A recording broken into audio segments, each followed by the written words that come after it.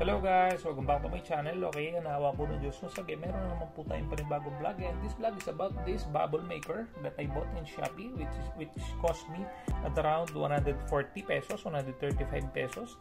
If I'm not mistaken, mamaya guys, bibigay ko na, papakita ko na lang sa inyo yung link or yung ating screenshot ng ating seller kung saan ko po siya binili. And yun nga guys, siguro guys, bago tayo mag-umpisa, mag-intro muna tayo. But before that, ako po pala si Jan and you're watching Pambansang Banlag, Pambansang Baluga, PB Instinct Channel.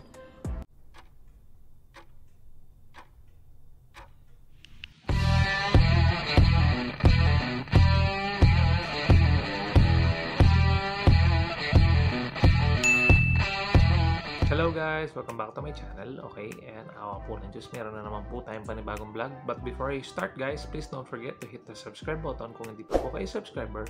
And please click the notification bell para po updated kayo sa mga videos ko. Thanks in advance guys! Hello guys! Welcome back to my channel. Okay, and awa po ng Diyos, once again, meron na naman po tayong panibagong vlog. And this vlog is about this toy. Okay, so it is named as the Bimendo Bubbles Gun. Okay, so ayan. So yan po ang kanyang box. Okay, so I just don't know if this one is the original box of this product kasi iba yung instruction na nakalagay dito. Just like that, like this one guys. So naman nakalagay na tatlong AAA size batteries daw ang ilalagay, pero hindi naman po AAA ang nilalagay dito, but two AA po ang ating nilagay dito. So bali parang mali po yata yung packaging na pinadala. So yan guys, dalawang AA po yung battery nito. So ito po yung usually nakikita natin sa Shopee or Lazada na bubbles na nag-automatic at nag-play for making bubbles para sa mga bata. So ayan guys, ang review ko ay para lang po sa inyong kaalaman. Okay, so ayan po, na-receive ko po siya na ganyan. And I don't know why mali po yung packaging, pero parehas lang naman ng, pero ayan guys, so kung mapapansin nyo, ito po yung mukha ng papi. So tama naman yung guys, yung packaging, pero yung instruction sa likod ay iba. So yun guys, nakikita nyo tatlong AAA daw na battery, pero hindi naman AAA yung battery na what do you call that? AAA na battery yung ginagamit. So ayun guys, by the way, ayun nga, it comes with two ano bang tawag dito? Two bubble waters. So yan, ganyan kalaking bubbles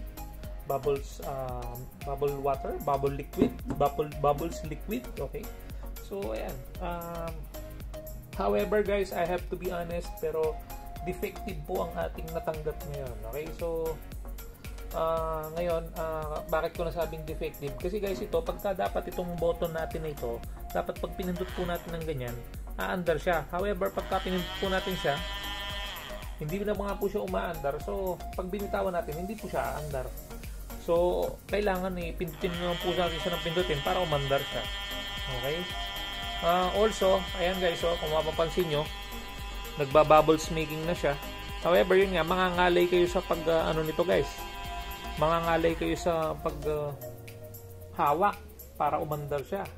So yan po ang ating nai-experience na problema right now with this product. So ngayon, na-tsempo lang siguro guys, na-tsempo lang siguro sa akin yung damage or factory defect. Bihira lang naman po yung makita kong may issue na ganito, dahil actually yung mga, kaya napabili ako nito dahil yung bunso ko nagpapahanap ng yan, yung bubbles maker.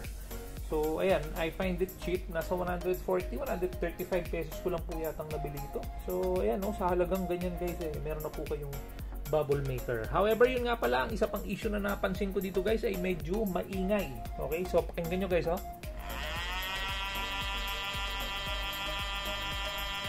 Okay, so ano kasi yun guys, malakas kasi yung hangin nito dito sa may gitna.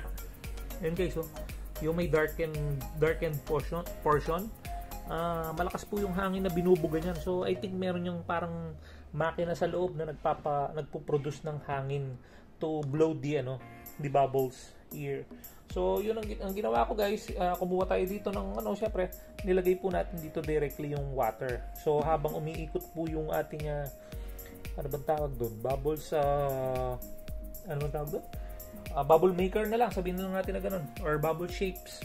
So yun, nagbo-blow ng hangin yun, and then at the same time nagbabubbles po tayo. So yun po yung review natin dito sa product na ito. Okay, so quick review lang po ito. Ayan guys, so kung may balak po kayong bumili, sulit na sulit naman guys. Sana wag lang matsyempo sa inyo yung defective na factory defect na na-receive ko today. So ayun guys, ibabalik ko na lang yan dito guys. I will be requesting for a return request para po maibalik ito sa seller, and hopefully bumili po ulit tayo sa kanya ng sana naman wag nang ipadala yung defective. Okay, so yun guys, I think we're done. So again, this is just a quick review. So para sa mga may balak bumili nito, kwelang-kwela guys, halagang 135, 140 pesos, you get what you pay for.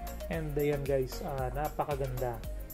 And kung hindi lang sira sana ito guys, tuwang-tuwa sana yung bunso ko guys. So just imagine that guys, kung hindi ako nakapindot dyan at hindi ako nangangalay, ayan guys, grabe yung napuproduce niyang bubbles guys.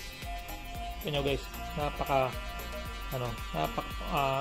mapapasaya niya po talaga ang inyong mga anak, mga pamangkin. Ayan, napakagandang produkto guys sa murang halaga. So yun guys, again, I think we're done. So thanks for watching. Kung hindi nyo po nagustuhan ng video nito, baka po magustuhan nyo ang aking mga susunod na video, kaya mag-hit na po kayo ng subscribe button kung sakali, para po maging updated kayo sa mga upcoming videos ko.